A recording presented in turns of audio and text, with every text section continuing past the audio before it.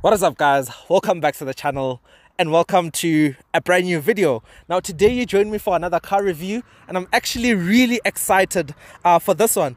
Big thanks to the owner of this car, who's my close friend, and congratulations to her on her new purchase. This is literally a brand new car, so do check out her Instagram and do congratulate her on her new Polo. So as you can already tell, this is the new VW Polo in life specification, and I feel like this is a very interesting market. It's a very competitive segment and I can always talk about it. So I do have a lot to say about this car in this video and some of its rivals. Now I really do hope you guys enjoy this review. Let's get right into it.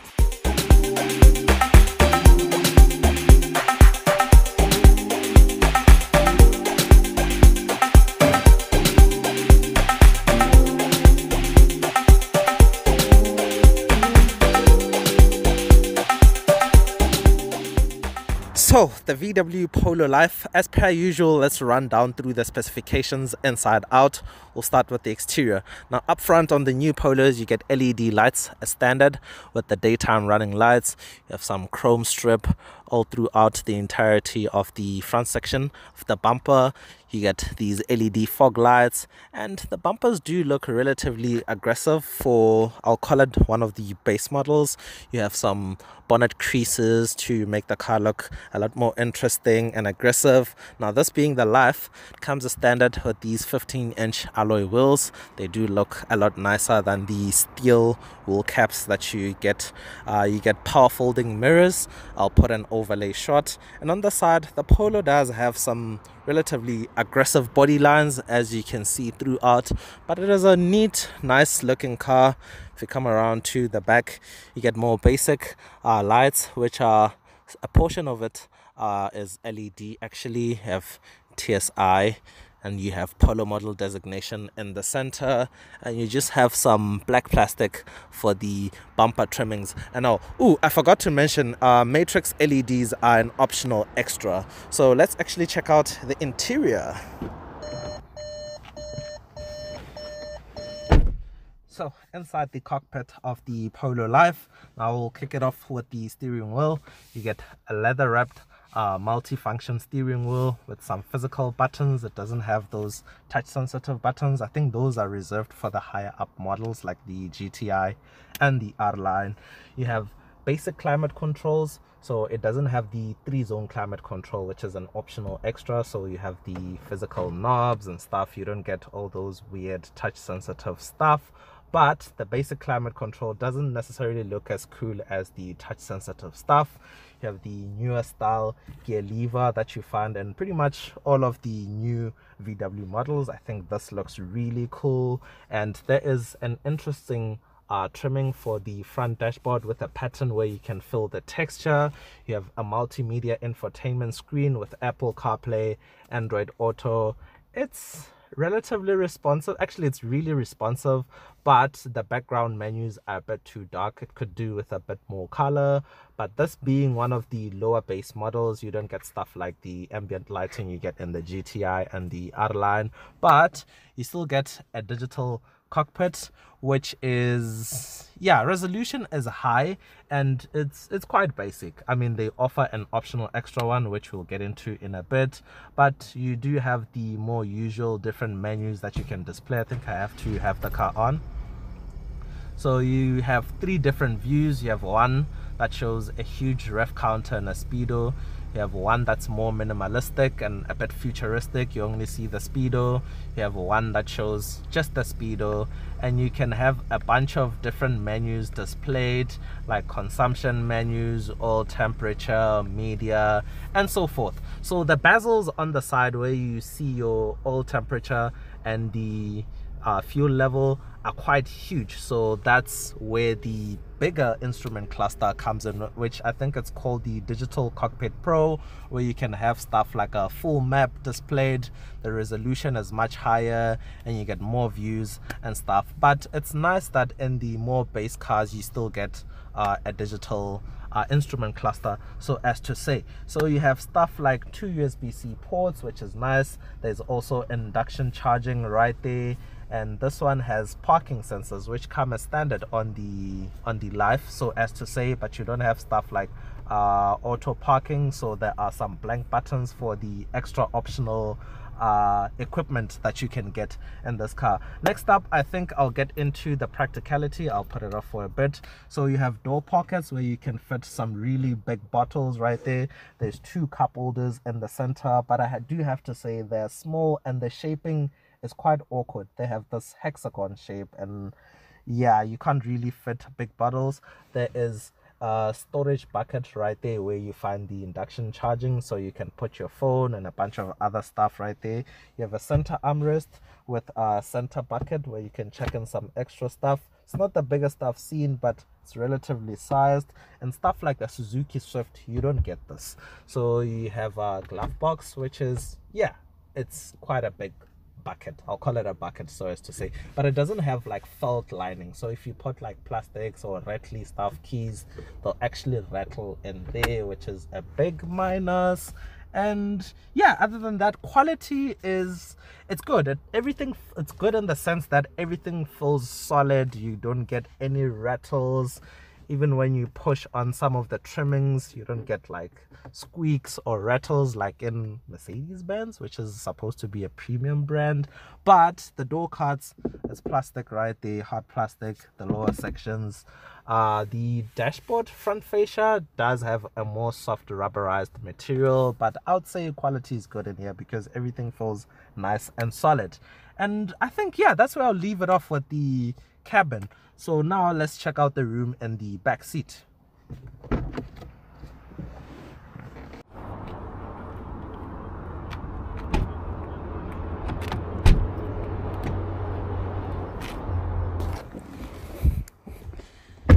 So the back seat, now this driver's seat is currently in my driving position. As you can see, plenty of knee room, plenty of leg room, plenty of space to stretch out a bit. Headroom as well, quite plentiful. But I have to say that central transmission tunnel is a bit girthy, so the person sitting in the middle will feel a bit awkward.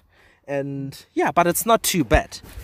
You get 2 USB-C ports right here, which is a big plus, but there is no central armrest and there is no through loading, which is a big minus. Let's check out the boot space. So the boot space, you're looking at 350 liters in boot capacity. You have this one pocket on the left side, and as you can see, the boot is nice and deep, but there is a huge loading lip, so lifting heavy stuff in and out will be a bit tricky. There is 2 tie down points on either side, which is a big plus. There is still an underfloor, even though the floor is not adjustable, where you find a spare wheel, which is nice, and there's a decent amount of room down here, so you can check in some extra stuff. This is how you close the boot, so you don't have to touch the paintwork. Okay, so this is the part of the video I feel like is very interesting, and that is the pricing. Now, currently the Polo Life base price is 401,000 rands. Now, this one, the only optional extra is actually the DSG transmission, which adds an extra 25,000 rands. So in total, this car is around 425,000 rands. And yeah, moment of silence. It is a lot of money. I feel like there are so many rivals that offer better value for money, particularly from Suzuki, the likes of the Swift. So this, I would say, is the mid-trim, excluding the GTI, because you have the base Polo, you have this Life, and then you have the R-Line as the top of the range trim. So I'll compare it with mid-range trims from the likes of the Suzuki Swift. So the Swift GL Auto is around 249,000 rands. Its bigger brother, the Baleno GL Auto, is around 255,000 rands, but spec'd a Baleno is around 280. Swift GL Auto is around 250, 260, thereabout. And as you can see, it is almost half the price of this car, well, in terms of the Swift. And yeah, that is a head scratcher. But what I would say is the Polo feels more premium than those cars. There are a lot of other rivals, the likes of the Hyundai i20, maybe a Kia Rio you can throw in there. Some of those cars I haven't experienced. I've mainly experienced cars like the Baleno and the Swift. So I would say the Polo feels like more of a premium product. Inside, the materials you interact with, how solid it feels, the ride comfort and all that jazz. But yeah, it is very expensive, and at 425,000 rands you're looking at around 8,000 rands per month with financing. Insurance depends on your profile, so these normally, if you're a female driver, I think you'll pay around 1,500 rands for insurance. Yeah, for a male driver, 2,000. As a new car driver under 25, so as to say 2,000 rands. Over 25 years old, around 1.5, 1.4, 1.1 maybe even. It depends on age, your profile and all that jazz. And that is where I'll leave it off with pricing and stuff. So next up, we'll get into the engine. Now right here you're looking at a 1-liter turbo 3-cylinder motor. Now because this one is spec'd with a DSG transmission, you get more power. So you get 85 kilowatts and more torque at 200 Newton meters of torque. Otherwise, if you had the 5-speed manual, the car only has 70 kilowatts and around 175 Newton meters of torque. The car is front-wheel drive, and that's where I'll leave it off with your engine specs. So guys, you join me inside the VW Polo, and let's go for a drive and chat some more about this car. So one thing I've noted about this car is the ride comfort. It is brilliant. It feels amazing, and it feels even better than in the Polo R line, which is the top of the range. And I think it all boils down to the size of the rims. So now remember, the R line has very big 17-inch rims, and this one has tiny puny 15 inches. But the trade-off there is, well, the upside rather is better ride comfort. Because you have smaller rims, you have really thick tire profiles, so you get more cushioning on the road. And in here, it's brilliant. Like overall as a car, the Polo is still brilliant, and I feel like it's still class leading. The only challenge is it's getting very expensive and less attainable, so that's where the challenge is. But in terms of drivability, comfort, practicality, usability, all those things, the Polo is still up there. For me personally, it's still class leading. It's a very premium product, and in here the gearbox works like a dime. It's seamless, it shifts seamlessly, the shifts are quick, you don't even notice it working. The motor is nice and punchy. 200 Newton meters of torque in a small car like this is a dream.